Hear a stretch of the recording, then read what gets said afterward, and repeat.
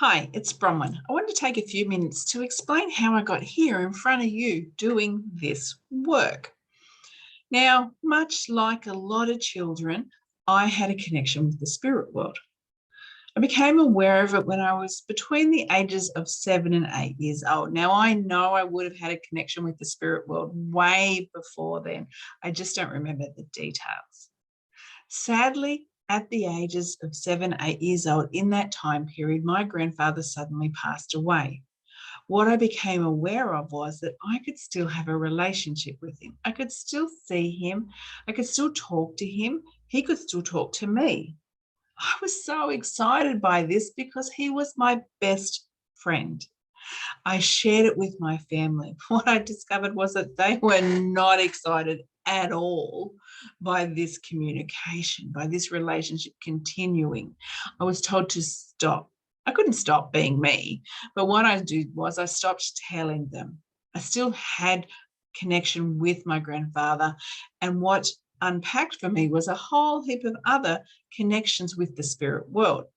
Now let's fast forward to teenage years. By this stage, I had worked out that I could use these connections with the spirit world and the innate knowing that I had to maneuver through that time period. Now, it didn't make it any easier. It was still challenging, but I could work my way through those challenges a little bit differently to my peers.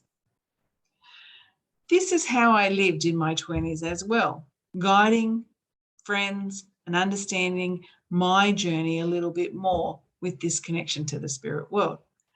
Things shifted and changed when I became a parent, though. I worked out the child that I had was also like me.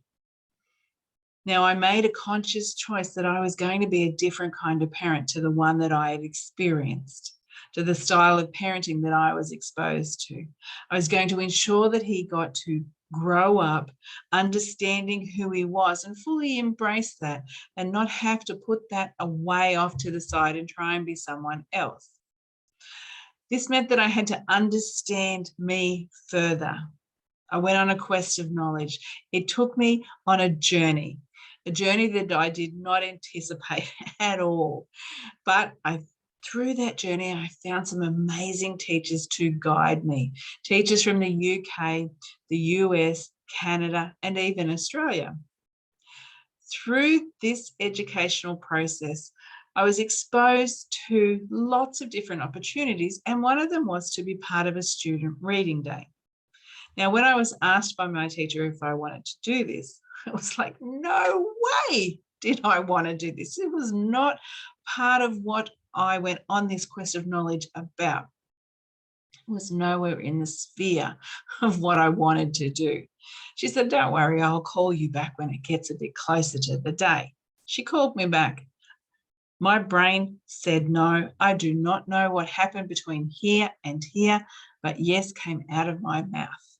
And I went and completed the student reading day. At the end of the day, I understood why people do this work.